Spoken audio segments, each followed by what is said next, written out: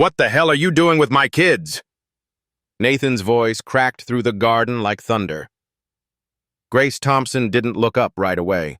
She was gently rinsing shampoo from little Ella's curls, while Ethan, her twin brother, splashed happily beside her in an old, dented metal tub tucked beneath the soft bloom of hydrangeas. Sunlight filtered through the garden's leaves, brushing Grace's dark skin with warmth, casting flickers of gold over the soapy water, the children's laughter, and the quiet rhythm of her hands. She hadn't heard the sleek electric car pull up the drive, hadn't noticed the footsteps pounding over the stone path. Only when that voice, low, sharp, and furious, tore through the stillness did she turn. Nathan Caldwell stood near the edge of the garden in his slate-gray suit, jaw clenched, disbelief boiling in his blue eyes. "You came home early," Grace said softly, rising to her feet, wiping suds from her forearms. "Answer me." "What the hell is going on?" His voice was tight, cold. "What are you doing with my kids in a rusty bucket in the backyard? You think this is daycare or a barn?" Grace opened her mouth, trying to steady her breath. "The water was shut off this morning. I called the repair team, but they can't come until—" "I didn't ask for an excuse." He stepped forward, scooping Ethan out of the tub, wrapping the child in a towel with jerky movements. Ella began to cry, reaching back for Grace, her little voice shrieking, "Mimi!" "Mimi," Nathan repeated, eyeing her with fresh contempt. "Is that what they call you?" His voice dropped, deadly quiet. "You're done here. I'll pay your final week. I want you out of my house. Today." Grace stood frozen. Her hands, still wet, trembled at her sides. No discussion. No second chance. Just out. She nodded slowly, not trusting her voice. Ethan wailed in his father's arms. Ella reached with both hands, pleading for the woman who knew how to hold her heart. Grace turned away, biting back tears, and began to clean up the toys in silence. Inside the attic guest room where she had stayed for 6 months, Grace packed her things into a single worn suitcase. She had come here with no degree, no resume, no polished credentials, just a letter of recommendation from a retired gardener who'd once worked on this very street. She had been a last resort, yet somehow, the children had loved her from day one. Grace had been the first person who could lull them to sleep without screens or gadgets. She sang lullabies in a low, calming hum. She'd memorized which blanket Ella needed when she was scared, which book made Ethan smile, even on his worst days. She'd thought, maybe, just maybe, this house could be a new beginning. But no, that dream too was leaving with her. She reached under Ella's crib and pulled out a tiny handkerchief, embroidered with sunflowers. On Ethan's table was the picture book she read aloud each night. She packed them, not out of pettiness, but because if she left them behind, her heart would crack completely open. The sun was high as Grace rolled her suitcase down the polished stone steps of the grand estate. Each wheel clacked softly against the path. She didn't cry. She just kept walking. Across the street, an elderly woman in a wide-brimmed hat was waiting on her porch. "Grace," she called gently, "you can't go anywhere with a face like that. Come in. Sit a while." It was Mrs. Langford, her closest thing to family in this neighborhood. Grace nodded faintly. Inside the cozy little house, the smell of banana bread warmed the air. 3 neighborhood children, all orphaned or abandoned, were sprawled on the floor, playing quietly. Grace had helped Mrs. Langford care for them on weekends, back when her evenings were still free. As soon as she sat down, 6-year-old Lily darted over and wrapped her arms around Grace's waist. "You're staying here now?" the girl asked, eyes wide with hope. Grace's heart ached. torn between the place she was leaving and the arms that still needed her. Behind her the mansion loomed, white, gleaming, silent. But here, in this simple home, someone still held on to her. Back at the Caldwell estate, Nathan sat on the edge of the leather sofa, Ella and Ethan on either side of him. He turned on a cartoon, handed them their bottles. Neither child responded. Ella knocked hers to the floor. Ethan threw his blanket across the room. "I'm right here," Nathan said, frustrated. "You don't need her. You have me." Ella stared at the screen. Ethan wouldn't meet his gaze. The house felt hollow, devoid of sound and scent. Gone was the soft singing at bedtime, the scent of baked apples and lavender, the warmth of Grace's voice as she read Goodnight Moon over and over without complaint. Now, there was only the blare of the TV and the quiet emptiness of a home that had forgotten how to breathe. That night, Grace lay curled on a small bed in Mrs. Langford's guest room. The rain had started, tapping gently on the window pane. The blanket was warm, the tea untouched. She stared at the ceiling, unable to sleep. She didn't blame Nathan. Not entirely. He was a man used to control, to logic, to precision, to being right. He didn't understand softness. He didn't understand what it meant to mother a child without giving birth, to listen instead of lecture, to love without expecting anything in return. And she was a nobody in his world. No Ivy League degree, no clean, curated resume. Just a girl who knew how to hold a child close when their world felt too big. From the hallway came a small voice. "Miss Grace, will you read us a story?" It was Lily, still awake. Grace wiped her eyes and sat up. "Tonight," she whispered, "I'll tell you a story about a woman who had no magic powers, but had a heart that never gave up." The suitcase sat silently by the front door, its wheels slightly scuffed, handle extended like a question that no one wanted to ask. Grace hadn't slept. Not really. She'd closed her eyes in the guest room at Mrs. Langford's, but her thoughts wandered in loops, back to the garden, to the bathtub, to the sharp look in Nathan's eyes when he said, "Get out." That word, out, had echoed in her chest long after she left the mansion, like being told she no longer belonged anywhere. But now, the sun was up, and 3 small pairs of feet were already shuffling around the Langford house, dragging toy trucks across wooden floors, whispering secrets about breakfast, asking if there would be pancakes. Grace stepped into the kitchen and tied her hair back, as if her hands needed a reason to be steady. "Mrs. Bull." Langford looked up from the stove with that kind of quiet sympathy only older women could offer, the kind that saw through everything and still didn't ask why. "Sit," she said. Grace obeyed. The children had already gathered around the table, Lily, Mateo, and Sam. Each of them had come to this house with nothing. Lily's mother died in a car crash last winter. Mateo's father had left and never returned. Sam had been found crying on a church step one cold January morning. Grace wasn't their mother. She knew that. But they had learned to lean into her warmth, just as she had learned to carry their trust like something precious and borrowed. "Can you braid my hair?" Lily asked between bites of toast. "Like before?" Grace smiled. "Of course." She could feel her voice coming back, little by little. But the ache in her chest hadn't dulled. She didn't miss the mansion, the marble, the hush, the distance. She missed 2 voices, 2 little bodies that used to cling to her legs like vines, Ella and Ethan. They must have been confused, frightened, still waiting for her to return. But she wouldn't. She couldn't. Nathan had made that clear.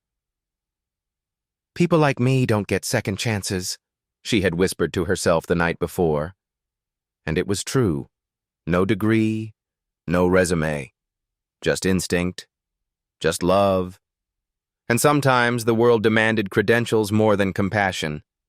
Still, she stayed. Not just because she had nowhere to go, but because here, in this cluttered, creaky old house, love was needed too. That afternoon, she took the children to the park. Sam insisted on bringing his toy rocket. Lily wore a tutu over her jeans, and Mateo ran ahead, laughing like the wind had wings. Grace chased after them, laughing too, until she noticed her reflection in a shop window. She didn't look like the person she had tried so hard to become. No pressed uniform, no tidy braid, just a tired woman in worn sneakers, with eyes that held both joy and sorrow, like equal parts of the same coin. And still, she kept walking. That evening, Grace returned to find a folded envelope resting on the hallway table. It was from the Langfords' mailbox, addressed to her in heavy, angular handwriting. She opened it slowly. Inside was a short note. "You left this behind." Taped to the card was a child's drawing. 2 stick figures and a tall woman with a heart on her chest. In wobbly crayon handwriting, it read, "We love Mimi, come home." Her hand flew to her mouth. The tears came before she could stop them. Mrs. Langford appeared quietly in the doorway. "It came from the Caldwell house," she said. "The gardener brought it. Said Ethan wouldn't stop crying." Grace shook her head. "He doesn't want me there. Nathan, he fired me. I'm nothing to him." "You're not nothing to those children," Mrs. Langford replied. "That man may have $1 million home, but you? You're the roof they cry under."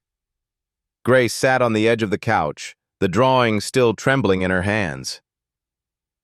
"How do you go back to a place that broke you? How do you walk into the fire again, knowing the burn is still fresh?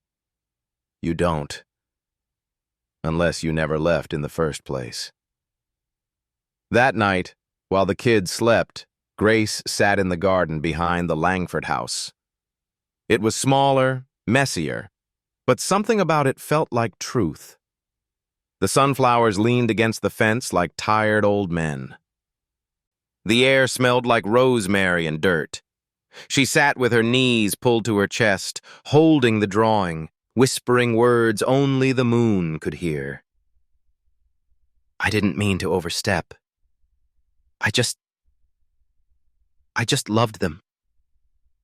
She didn't expect a response, but the wind stirred, warm against her cheek, like a child's breath. And for a moment she allowed herself to believe that maybe, just maybe, love could be enough. In the morning, Grace didn't pack. She made breakfast. She dressed the kids. She braided Lily's hair with gold thread, and when Mateo scraped his knee, she kissed it without hesitation.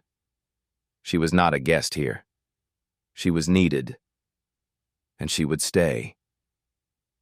But that didn't mean her heart stopped longing. Every knock on the door made her flinch. Every time the phone rang, she hoped it was someone, anyone, saying, "He changed his mind." But no call came. No knock arrived. Just the quiet hum of a day passing, as children laughed and the garden bloomed in defiance of pain. That night, as she tucked the kids into their makeshift beds, Grace sat by the window for a long time. The suitcase was still by the door, not unpacked, not forgotten. Just waiting. Like her. The house looked the same. On the outside. The hedges still perfectly trimmed, the windows polished to a shine, the stone path leading from the driveway to the grand front steps spotless as ever. But inside, something had changed. Something vital was missing. Nathan Caldwell knew it. though he didn't have the words for it yet. He stood in the kitchen, staring at 2 untouched bowls of oatmeal. Steam curled upward into the still air. Ella sat at the table with her cheek pressed against her arm. Ethan slumped beside her, staring at nothing. No laughter, no whining, no chaos, no Mimi.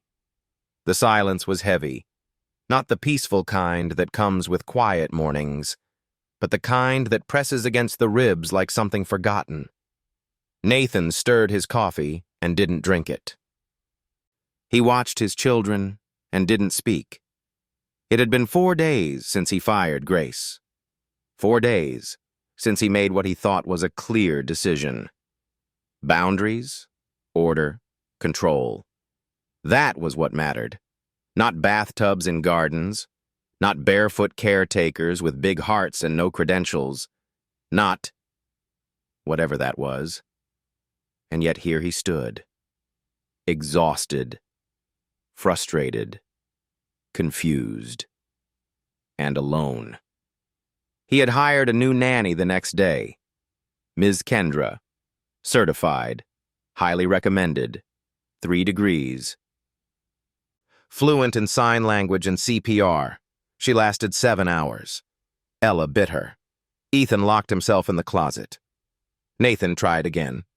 Ms. Marta. Warm, older, experienced with twins. She came with stories and snacks. But the twins didn't eat, didn't speak. They simply stared at the door. Waiting. When Ms. Marta tried to read their bedtime story, Ella threw the book across the room. Ethan cried so hard he made himself sick. On the 3rd night, Nathan stayed up beside them, holding a cold cloth to Ethan's forehead, brushing Ella's hair until her breathing slowed. He didn't know what he was doing. He only knew they were slipping away from him. The next morning, Ella refused to get out of bed. Ethan didn't touch his juice. By evening, they both had low fevers. He called the pediatrician. She told him to bring them in, now. In the back of the car, as the city lights flickered past the window, Nathan kept glancing at the rearview mirror. His children looked smaller than usual, like their light had dimmed. The hospital admitted them for observation. Mild dehydration, elevated stress markers, weak immune response. "They're not sick in the way you think," Dr. Rivera said gently. She had been their doctor since birth. "This isn't about a virus, it's about grief." Nathan blinked. "They've lost someone they love," she continued, "and they don't understand why. One day she was here and the next, gone. No goodbye. No explanation." "She was the nanny," Nathan muttered. "She's not family." "Then why are they acting like they lost their mother?" The question hit him like a blow. He didn't answer. Just sat in the quiet hum of the hospital room, watching his children sleep. Small shapes tangled in white blankets, faces pale, lashes damp with tears. The monitors beeped softly. The fluorescent lights buzzed. He'd built his entire life around logic, around plans, around being the man who knew what to do. But this was something else. That night, as he stood staring out the hospital window, Harold, the old gardener who had worked on the estate for over 20 years, called him. "Mr. Caldwell," Harold said, voice rough and matter-of-fact. "Forgive me for speaking plainly, but you're being a damn fool." "Excuse me?" "That girl, Grace, she wasn't an employee. She was the only person those children called home." "She bathed them in a rusted tub," Nathan snapped. "And they loved her for it," Harold said simply. "You don't get to decide what makes a person family. You can build a palace, sir, but if there's no heart in it, the children will never breathe right." Nathan didn't respond. He couldn't. His throat was tight. His mind raced. Had he been wrong? Had he let pride speak louder than truth? He closed his eyes and remembered that day in the garden, not his own fury, but the way Ella reached for Grace, the way Ethan's face crumpled when she left. The bathtub, the bubbles, the laughter. It wasn't reckless. It was joy, honest, humble joy. And he had thrown it away. The next morning, Nathan sat at Ella's bedside and whispered, "I'm sorry." She didn't stir. Ethan whimpered in his sleep, and Nathan felt something crack inside him. Not break, crack. Like a wall that had been standing too long. For the first time in years, he didn't want to be the man with all the answers. He just wanted to be a father who didn't get it all wrong. And that meant doing the one thing he feared more than pride, humbling himself. He pulled out his phone, found the number Harold had left him. His hands trembled. He pressed call. The hospital room was dim, lit only by the soft blue glow of machines and the faint spill of morning through half-drawn blinds. Nathan sat between the twin beds, one hand resting on Ethan's foot, the other curled around Ella's tiny wrist. Neither child had spoken a full sentence since they'd been admitted. They cried softly at night, whimpered in their sleep, but in the daylight they were almost still. Too still. It terrified him. He had always prided himself on being a man of reason. Charts, numbers, strategy. You invest, you get a return. You work, you earn. You do right, things go right. But now, he had done what he thought was right. Fired someone who didn't follow rules, hired qualified replacements, paid extra for private nurses. And here he was, with 2 fevered children and a heart that felt like it was learning to beat from scratch. The knock on the door was gentle. He looked up. Dr. Rivera stepped inside, clipboard in hand, hair tied in a neat bun, expression unreadable. "Good morning, Mr. Caldwell," she said, voice low. He nodded. "Any change?" "Nothing alarming," she replied, pulling up a chair beside him. "Vitals are stable, but their fevers haven't broken yet. And we're seeing a pattern that's not caused by infection." Nathan stiffened. "Meaning?" "Meaning this isn't medical in the traditional sense. Their immune systems are depressed, yes, but not from illness. From something else. Something deeper." He looked at her, waiting, dreading. She didn't flinch. "They're not sick because of bacteria. They're sick because they're grieving." The words hit him like ice water. "Grieving," he repeated. "They're, what, mourning her?" "Yes," Dr. Rivera said plainly. "Children don't have the language for abandonment. They don't understand contracts or adult decisions. What they know is someone they loved was suddenly gone. No explanation. No goodbye. That kind of emotional shock? It affects the body. It weakens everything. The brain, the gut, the immune system. It causes sleep disruption, cortisol spikes, even regression in basic development. In infants and toddlers, that's particularly dangerous." Nathan's voice cracked. "She was their nanny." "She was their safety," Dr. Rivera corrected. "You may not have noticed it, but those kids had built their rhythm around her. Meals, naps, smiles. She wasn't background to them. She was center. When you ripped her away without closure, you didn't just remove a caretaker. You removed their emotional anchor." Nathan swallowed hard. "You're saying I did this?" "I'm saying this isn't about blame," she said gently. "It's about repair, and you still have time to repair it. But not if you keep pretending they're just being difficult. They're not misbehaving. They're mourning. The only thing you should be asking yourself right now is, What are you willing to do to bring them back? Silence stretched between them. Nathan stared at his children, their small bodies, still warm but distant. His chest tightened. "You know where she is?" he whispered. Dr. Rivera gave the faintest smile.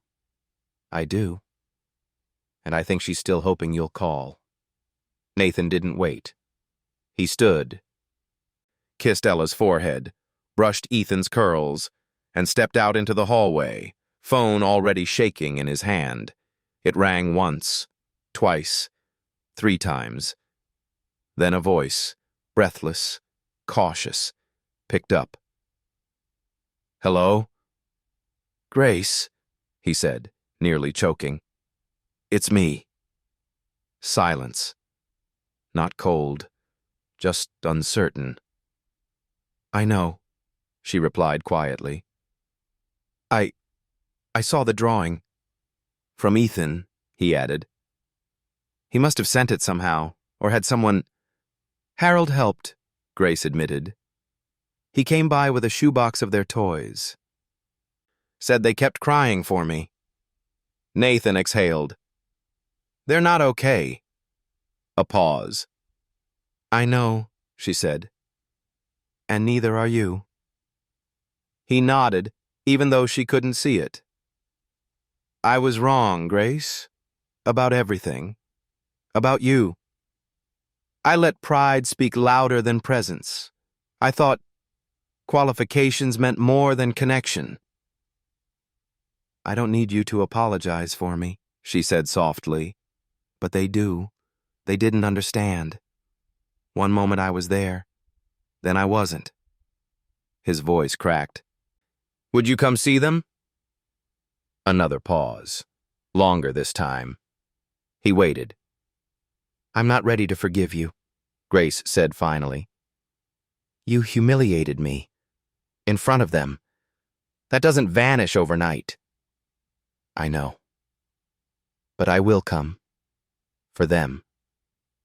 Because no child should fall asleep wondering if someone stopped loving them." Nathan closed his eyes. "Thank you." "Don't thank me," she replied. "Just be ready to show up different." Then the line went dead.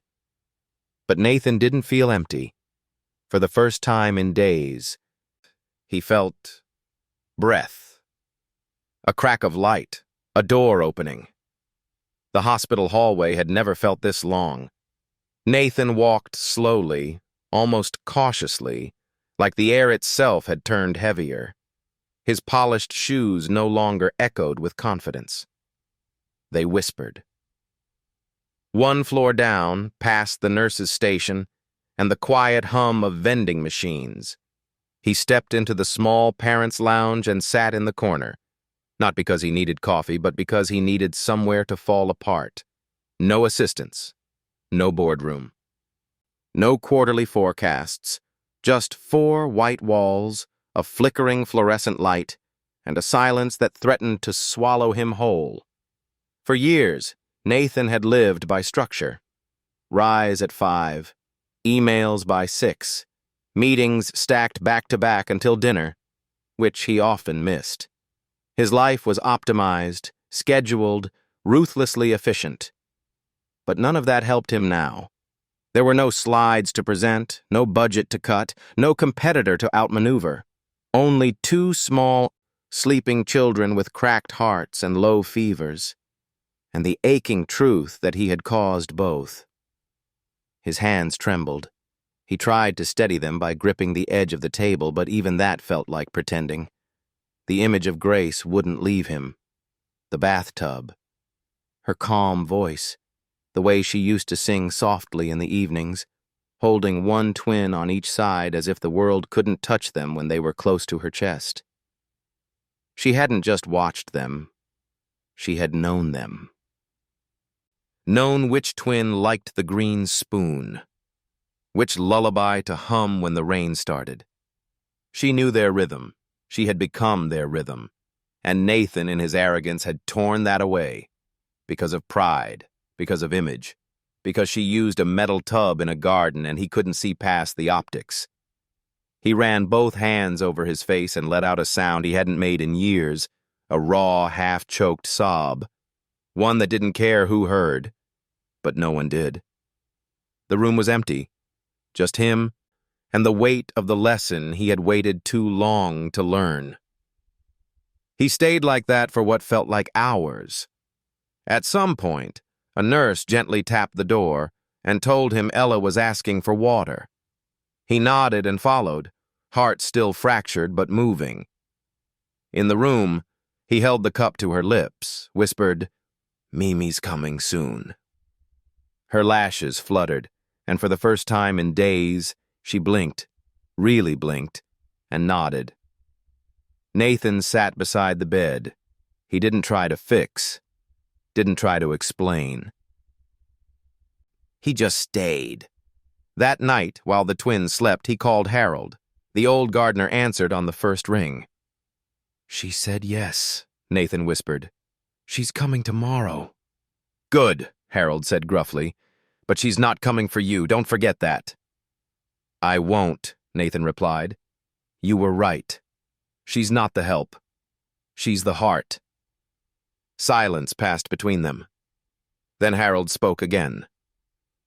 "Sir, may I say something personal?" Nathan leaned back in the hospital chair. "Go ahead." "You remind me of my brother," Harold said slowly. "Smart man, made his first million at 35. Always in a suit, always ahead. But he forgot how to hold people, forgot how to say sorry before it was too late." "Is it too late for me?" Nathan asked quietly. "That depends," Harold replied.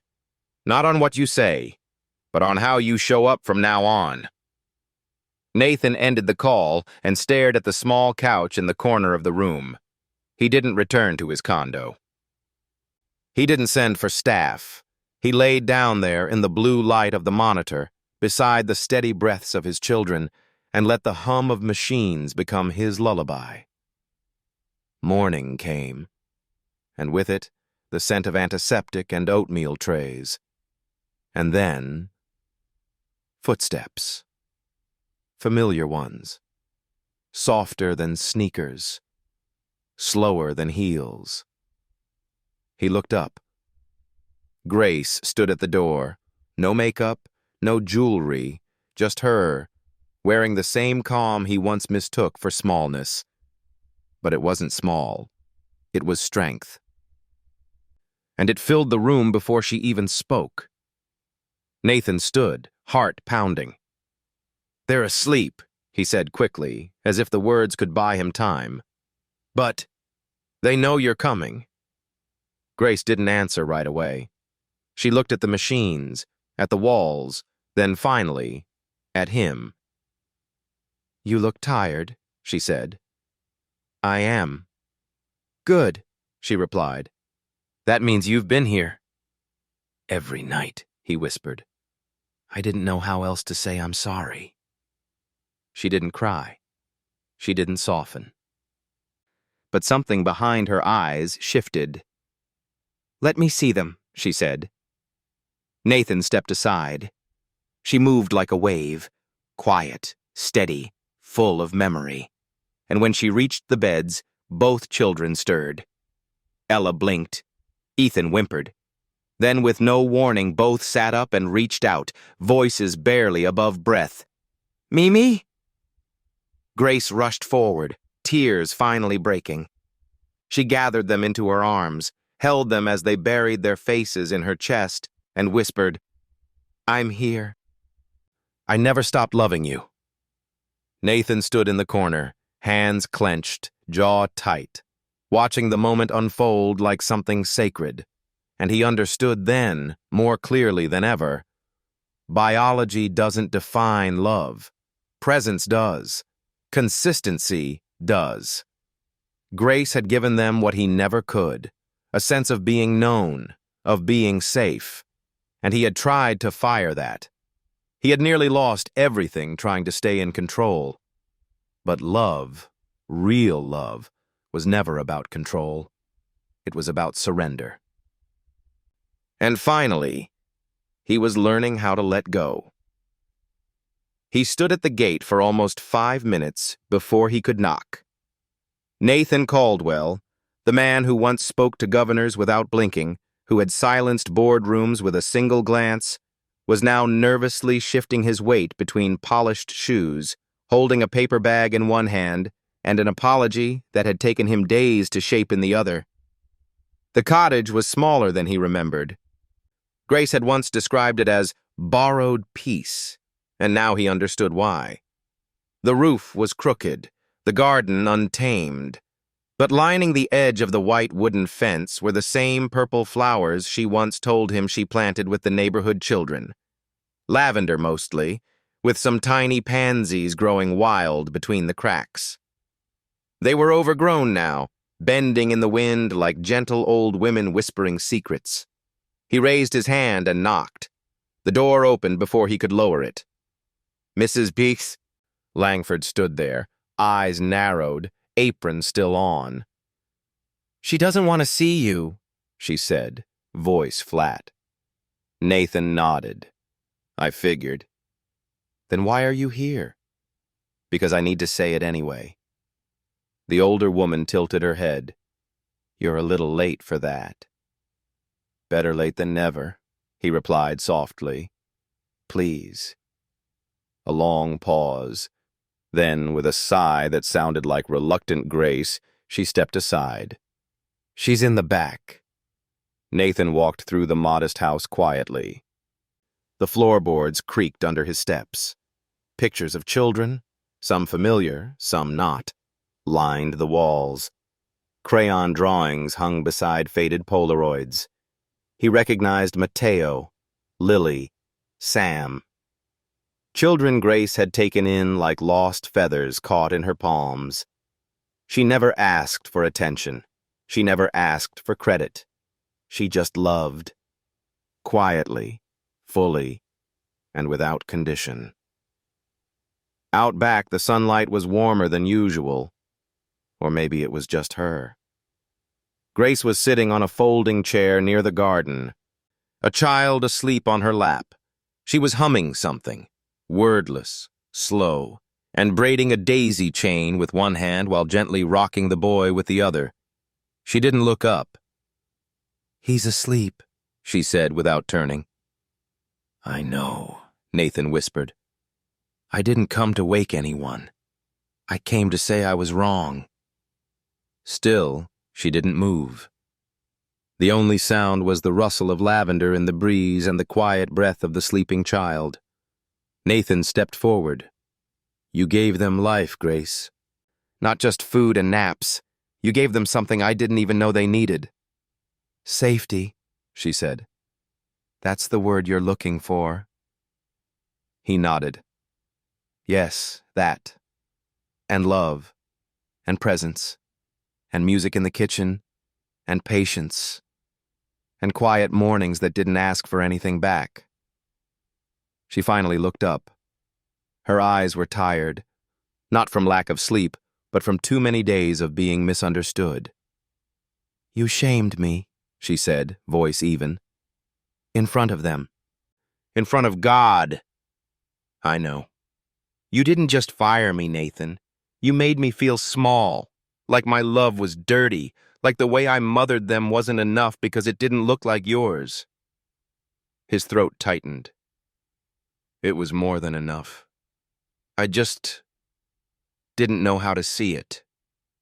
And now I know I was wrong. About everything. And I'm sorry. Not because I lost control. Not because you were right. But because I hurt them. And I hurt you. And I don't know how to fix that. But I want to try." She stared at him for a long moment. Then, slowly, she shifted the sleeping boy into a blanket on the nearby bench and stood. Her arms were crossed, not in anger, but in defense, the kind that comes from knowing how easy it is to be erased. "Why now?" she asked. "Why come here instead of calling again?" "Because sorry doesn't belong in a voicemail, and because I needed you to see that I'm not standing in my suit, in my house, asking for you to come back to serve me. I'm standing here in your garden, asking if you'll come back. For them. Grace looked down. Her fingers toyed with the daisy chain. I'm not the same person anymore. Good, he said, because neither am I. A quiet beat. Then a whisper. I still love them. They never stopped loving you, Nathan replied. They keep looking at the door every time it opens. I'm not coming back as your employee. I'm not asking you to, he said quickly. I want you to come back as what you already are. Their mother, their home. Her breath caught. That's a heavy word. So is love. Grace turned toward the lavender bushes, eyes scanning the soft purples and greens. If I come back, it won't be as a maid, or a nanny, or some hidden name in your system. Then come back with your name in full. You'd let me raise them? I'd ask you to. Another long silence. Then she said, I want a home nearby. Not under your roof. Somewhere I can bring the other kids too. Mateo, Lily, Sam. They're family to me. Done, Nathan said without hesitation. There's a property behind the estate. I'll have it cleaned and renovated. You choose the colors. I want a say in everything. What they eat, where they sleep, what lullabies we sing.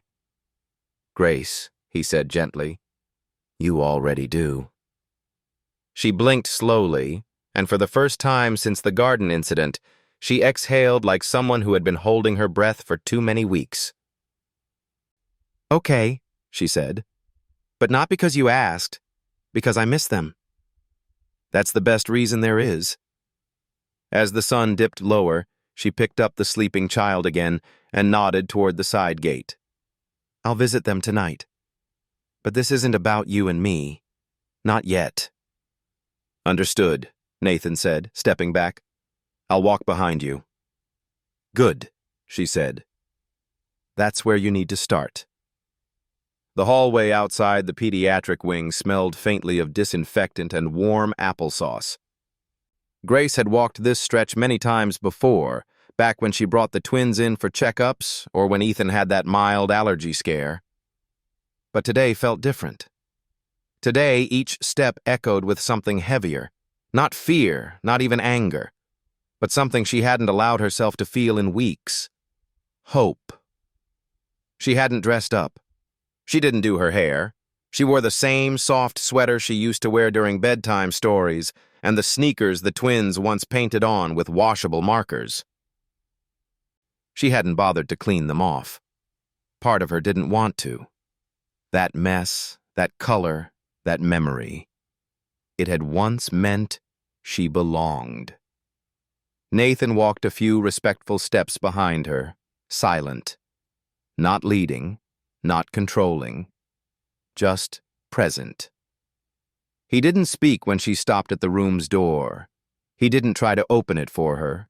He simply waited, hands tucked into his coat pockets, as if the act of waiting was his apology. Grace placed her hand on the handle and paused. For a second, her throat tightened. She wasn't afraid of rejection. She was afraid of what would happen to her heart when she saw their faces again. If they cried, she might never forgive herself for staying away this long. If they didn't cry, she wasn't sure which would hurt more. She took a deep breath and opened the door.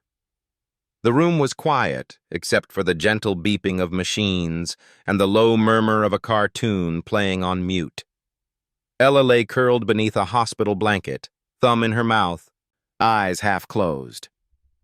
Ethan sat upright in bed, flipping the corner of a picture book over and over, not reading, just waiting. And then Grace stepped in. It was almost instant. Ethan's head jerked up. His eyes widened, mouth open, but no sound came out. Ella blinked, sat up slowly, then gasped. A soft, fragile sound that cracked open the silence like sunlight splitting through clouds. Mimi? Ethan whispered. And then everything moved at once. Ella scrambled out of bed, tangled in cords and blankets, nearly tripping before Grace caught her. Ethan flung the book aside and lunged, his IV tugging slightly as he reached for her. Grace dropped to her knees and caught them both, burying her face into their hair, their cheeks, their chests. They clung to her like the world was ending, and only her skin could stop the fall. "I'm here," she whispered over and over. I'm here, I'm so sorry. I missed you." The room filled with the sound of crying, not from pain, but from release. Ella sobbed into her shoulder. Ethan trembled as his little fists gripped the back of her sweater, like if he let go, she'd vanish again. Nathan watched from the doorway. He didn't move, didn't speak, just watched. And for the first time in his life, he understood what it meant to witness Grace. Not the name, but the act. There were no cameras, no grand gestures, no speeches. Just a woman on the floor of a hospital room, holding two children like they were the last soft things in a hard world. And somehow, they were. Grace didn't look up for a long time. She rocked them slowly, singing the half-finished lullaby they loved. Ethan's breathing slowed first, then Ella's. The trembling stopped. The machines kept beeping. The cartoon kept flickering. But inside that circle of arms, everything stilled. When she finally glanced at Nathan, her face was wet but calm. "They haven't eaten," he said gently, almost ashamed. "They wouldn't for anyone." "They didn't need food," she said. "They needed home." He nodded. Grace slowly helped them back into bed, tucking Ella in the way she always had. One blanket tight, the other loose for her feet. Ethan wanted to hold her hand as he lay back. She gave it without hesitation. And then, for the first time in days, both children closed their eyes. They didn't cry, didn't reach. They just breathed. Even, deep. Safe. Grace looked at Nathan again. "You don't get to do this twice," she said quietly. "I know. I don't care what kind of business you run. I don't care how many degrees you have. If you ever erase love again because it doesn't look like a spreadsheet, I walk. I won't. Because next time they won't survive it this well." Nathan didn't flinch. He just nodded, slowly, like someone who had stopped trying to lead and had finally learned how to listen. Dr. Rivera peeked in then, took one look at the monitors, at the scene, and smiled. She didn't say a word, just raised her eyebrows and gave Grace a tiny, knowing nod before disappearing again. Grace sat beside the twins, smoothing their hair, eyes distant but full. Nathan cleared his throat. "I want to build you a house," he said. "Not as charity, as partnership. One with a big porch and a real garden. One where the kids can run barefoot and never feel like they're in someone else's space." Grace raised an eyebrow.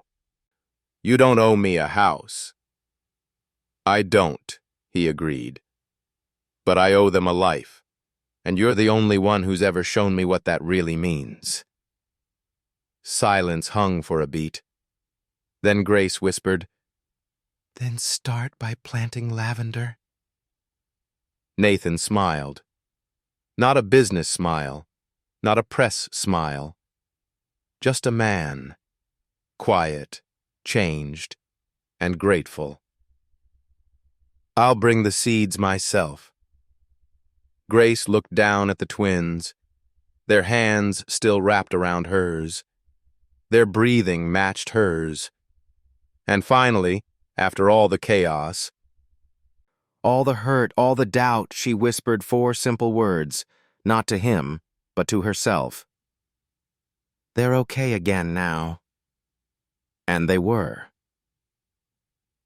The key was already in the mailbox, wrapped in ribbon, with a small handwritten note that simply read, "No expectations, just a place to breathe. N." Grace held the envelope in her hand for a long time before opening it. She stood at the edge of the gravel path, the twins beside her, both holding daisies they had picked from Mrs. Langford's fence. It had been a week since the hospital reunion, a week of holding, feeding, singing, rocking, a week of rediscovering rhythm, the kind that doesn't come from schedules but from heartbeat and breath and the soft murmur of bedtime promises. And now, Nathan had done the one thing she never asked for, but somehow always needed. He gave her space, not just physical space, emotional space, space to root, to grow, to mother, not in secret, not in silence, but in full sunlight. The cottage sat at the very edge of the Caldwell property, through an arched trellis now wrapped in blooming wisteria. The house itself was modest. White trim, blue shutters, a wide porch with 2 rocking chairs, and a porch swing that still creaked slightly in the breeze. But the garden was magic. It was already blooming. Lavender lined the walkway. Wild roses climbed the side rails. A small patch of sunflowers had begun to tilt their faces skyward near the back gate. Someone had been tending to it, carefully, quietly. When Grace opened the door, the children gasped. Inside, the house smelled of pine and lemon oil. There was a handmade quilt folded on the armrest of a soft beige sofa, a wooden rocking chair in the corner, and 3 little shelves, one with children's books, one with art supplies, and one with empty space waiting to be filled. The kitchen was small, but sunlit. A clay jar sat on the windowsill, filled with markers and crayons. And taped to the wall beside the fridge was a drawing. 3 stick figures again. A woman, a girl, and a boy. But this time, they were standing in front of a house with a garden. Above it, in Ethan's handwriting, "Home now." Grace closed her eyes. She didn't cry. She didn't have to. Her breath alone was enough. Because for the first time in a long time, she exhaled fully. That night, Nathan joined them for dinner. He didn't wear a suit. He wore a soft flannel shirt and jeans and brought a peach cobbler from a bakery in town. Grace raised an eyebrow when she saw the box. "I didn't know you could even walk into a bakery without scheduling it 3 weeks ahead." He grinned sheepishly. "I'm still learning how to be normal." She smiled. Not forgiving. Not forgetting. Just smiling. Letting the air soften. They ate on the back porch. Grace, Nathan, the twins, and the 3 neighborhood kids Grace had quietly brought with her, Mateo, Lily, and Sam. The porch was crowded, the bowls mismatched, but the laughter was real. When Lily spilled juice on Nathan's lap, he didn't flinch, just laughed and handed her a napkin. When Mateo asked if he could build a rocket ship out of boxes, Grace said yes without hesitation.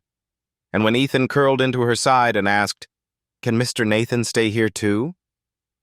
She looked up, met his eyes across the porch, and said, "He's working on it." After dinner, as the kids chased fireflies, Grace poured 2 cups of tea and handed one to Nathan. They sat on the porch swing. Not too close, not too far. "Why did you build this?" she asked, eyes still on the garden. "Because I needed to show you I meant it." "You could have just said it." "I did," he said. "But words don't hold weight until they're planted in the ground." Grace sipped her tea. "You think this fixes everything?" "No," he said honestly. "But maybe it starts something."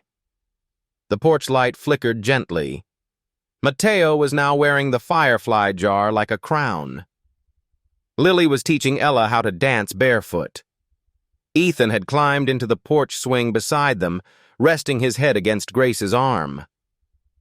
And in that quiet, slow moment, Grace realized something she hadn't dared to believe before. She wasn't surviving anymore. She was living. Later that night, after the children had fallen asleep, scattered between blankets and pillows across the cottage floor, Grace stood by the window, watching the wind tug gently at the sunflower stalks. Nathan walked up the path, hands in his pockets. He paused at the gate. She opened the window. "You okay?" he asked. "More than okay," she replied. "You?" He looked down at the soil, at the garden, at the porch light she had strung up herself. "I'm figuring it out," he said. She nodded.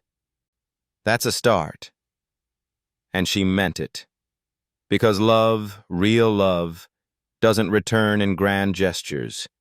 It returns in rocking chairs, in garden beds, in juice stains and hand-drawn maps of home, in children who learn to laugh again, and in two people, once strangers, then broken, now rebuilding, who sit quietly under the same sky and choose, every day, to stay. It didn't happen all at once. Love rarely does, especially not the kind born from healing. It began with a fixed hinge. Grace had mentioned offhand that the front door creaked every time she opened it. The next morning, before the sun rose, Nathan was on the porch with a toolbox. He didn't knock, didn't ask, just kneeled, quietly, and tightened each screw like he was threading apology into every turn. Then came the windows. One of them jammed in the nursery. Grace didn't tell him, but Lily had, casually, as she picked flowers with Ethan. The next evening, Nathan brought tools again, not just to fix the frame, but to install a new screen, so the kids could sleep with fresh air and not worry about bugs. No fanfare, no speeches, just presence. He began staying for dinner more often. Sometimes he brought fresh bread. Sometimes he brought nothing but his hands. Hands that would clear dishes, wash pans, tuck in kids who now called him Mr. Quiet. That's what Sam had started calling him, Mr. Quiet. Because Nathan didn't talk much anymore, not like he used to. Not with charts or summaries or 5-year plans. He'd just sit at the end of the table watching, learning, showing up. One night, Grace fell asleep on the couch while reading The Very Hungry Caterpillar to Ethan. Nathan walked in, saw her curled up with the book slipping from her lap, and Ethan snoring softly against her side. He didn't wake her, just pulled a blanket from the chair, draped it over both of them, turned off the lights, and sat nearby, guarding a peace he never wanted to disrupt again. Later that week, Lily came down with a high fever. It was Grace who noticed the glassy eyes, the quiet whimpering. It was Nathan who didn't hesitate. He scooped the child up in his arms, whispered, "I've got her," and carried her to the car barefoot, his shirt barely buttoned, no shoes, just urgency. They spent the entire night in the ER. Nathan held Lily in the triage room while Grace argued gently with the nurse about pain dosage. He didn't speak. He didn't need to. His hand never left Lily's back. His eyes never left Grace's. When they got home at dawn, Grace turned to him on the porch, voice hoarse. "Why didn't you leave?" He looked at her like the question didn't make sense. "Because you didn't." That night, something shifted. Not with grand confessions, not with a kiss or a brush of hands. Just a silence between them that no longer felt like space. It felt like safety. From that point on, the lines blurred. Not in confusion, but in closeness. He'd show up early, stay late. He'd start the kettle without asking. She'd set out 2 mugs without needing to speak. They began folding laundry side by side, talking about nothing and everything. How Ethan loved blueberries but hated seeds, How Ella preferred quiet books over rhymes. How Lily once told Mateo that fireflies were just stars that forgot how to fly. Sometimes, after the kids had gone to sleep, they'd sit on the porch and say nothing at all. Just listen to the wind, the trees, the way healing sounds when no one is performing it. One evening, as the sun dipped into gold, Grace stood in the garden barefoot, hose in hand, watering the rows of spinach and basil. Nathan stepped out, drying his hands on a dish towel. He watched her for a moment, then walked over. "I fixed the gate latch," he said. "I noticed," she replied. "You planted more lavender." "I did." A pause. "Can I ask something?" he said. "Go ahead." "Do you still think of that day?" he asked. "The one in the garden? The bathtub?" Grace turned the hose off. The water dripped softly into the soil. "I do," she said. "Not every day, but—" "Enough." Nathan looked down. "But not because of the way you yelled," she added. He looked up, surprised. "I remember it because of the way Ella screamed," she said. "That sound still wakes me up sometimes." "I'm sorry." "I know." Another pause. Then Grace looked at him, really looked at him. Not the CEO, not the man with regret, but the man standing in her garden, sleeves rolled up, hair mussed, breathing carefully. "I used to think I could only be safe around people who never hurt me," she said. "But now I know. Real safety is when someone hurts you, and then spends every day after trying to make it right." Nathan didn't speak. He just reached into his pocket and pulled something out. It was a tiny tin box. When he opened it, Grace gasped. Inside were small trinkets: the daisy chain from the hospital, the corner of Ethan's old drawing, a dried lavender bud, and the tiny plastic spoon Ella once used to cook mud pies. "You kept these?" "I didn't know why at first," he said. "I just couldn't throw them away." Grace blinked. Her throat tightened. "You've been changing," she whispered. "For them." "And for me?" Nathan didn't hesitate. "Especially for you." She stepped closer. He didn't reach for her. He just stood, grounded, open. Then, slowly, naturally, Grace leaned her head onto his shoulder. Not for romance, not for dramatics, just because it felt like home. And Nathan, for the first time in years, let his shoulder soften. They stood that way as the sky turned to peach, as the porch light clicked on behind them, as laughter from the kids drifted out through the open window. Neither said "I love you." They didn't have to. Sometimes love doesn't begin with fireworks. It begins with a fixed hinge, a folded blanket, a porch light left on. Sometimes love is just quiet, choosing to stay, again and again. The old metal bathtub still sat in the garden, its legs slightly rusted, patches of moss growing beneath it where the soil stayed soft and shaded. It had been forgotten for nearly 2 years, since that day. Since Nathan's voice had thundered through the backyard, tearing a morning of peace into silence and heartbreak. Since Grace had walked away with her heart in pieces and 2 children crying behind a window. But today, the bathtub was no longer a memory of shame. Today, it was a beginning. Grace gently lowered her newborn daughter into the water, her hands steady, reverent, like someone placing something sacred back where it once began. The baby didn't cry. She blinked slowly, arms floating, her breath soft and steady. Her name was Hope. Not because it sounded poetic, not because it was trendy. Because hope was what had carried Grace through the unraveling, through the days when love wasn't enough, through the nights when all she had left was the rhythm of her own breath and the memory of two small voices calling, Mimi. Ella and Ethan, now nearly 4, sat nearby holding small towels, eyes wide with wonder. Nathan knelt beside the garden steps, putting the finishing touches on a wooden chair he'd built for the porch. No one spoke loudly. There was no music playing, no one posed for photos. Just the sunlight through wisteria, the scent of damp earth after morning rain, and a family, whole in their own imperfect way.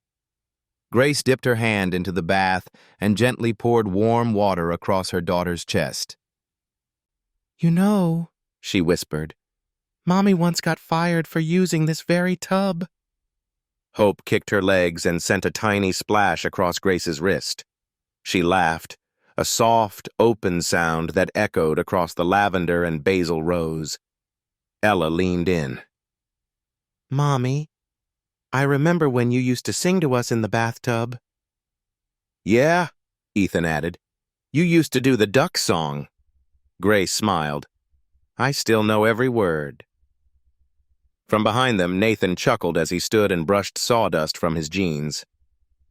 He didn't interrupt, didn't try to step in. He simply watched. Later, Grace wrapped Hope in a soft towel, the same one she had first used on Ella years ago. She sat down on the garden bench, cradling the baby to her chest, while Ella and Ethan leaned on either side, their heads resting on her arms as if they were still just toddlers needing her heartbeat to sleep. Nathan returned holding a small book in his hand. He showed Grace the cover. "Love You Forever." Her eyes softened. "You kept it?" "I never stopped reading it," he said. "I just didn't understand it before." She nodded. He sat beside her and began to read, his voice low, warm, steady. No longer the clipped business-like tone of a man who once needed to control every conversation, but the voice of someone who had learned how to stay. "Love you forever, like you for always. As long as I'm living, my baby, you'll be..." Ethan climbed into her lap. Ella reached across to take Nathan's hand. Hope fell asleep in her mother's arms. When the sky turned gold, Grace carried the baby inside and laid her in a crib Nathan had sanded by hand. The crib sat beside a wide window he'd replaced himself, one that let in morning light but kept out harsh glare. She turned to find him standing at the door. He didn't ask to come closer. She reached out, took his hand, and led him out to the porch. They sat side by side on the bench he'd just repaired. They didn't talk about the future, or promises, or what this made them now. They simply sat, looking at the garden, where children played barefoot and wild, where an old tub gleamed in the fading sun like something finally understood. "You know," she said, "I don't need a proposal." "I know," he replied. "I just need someone who stays. I'm not going anywhere. Not just when it's easy. Especially when it's hard." She leaned her head on his shoulder, not from exhaustion, but from peace. The next morning, Ella and Ethan brought a letter to Mrs. Langford, the woman who had once opened her door when Grace had nowhere else to go. Inside was a hand-drawn card, the edges curled from tiny fingers folding it too many times. The words were written in shaky, crayon-colored letters. "Thank you, Mommy Grace, for not leaving us." Ella and Ethan. That was all. No wedding, no public announcements, just a life, a garden, a home, and the quiet decision made again and again to stay, to love, to choose each other, even on the hardest days, especially on the hardest days. Thank you for listening, not just with your ears, but with your heart. This story wasn't about perfection. It wasn't about fairy tales or grand gestures. It was about showing up. about love that doesn't need applause, only presence. If this story touched you, it means you carry the same kind of hope Grace did, quiet, persistent, brave. From our little storytelling corner, we thank you deeply for walking this journey with us. And if you ever feel like the world has forgotten your worth, remember, the ones who stay are the ones who matter. Until next time, stay soft, stay strong, stay human,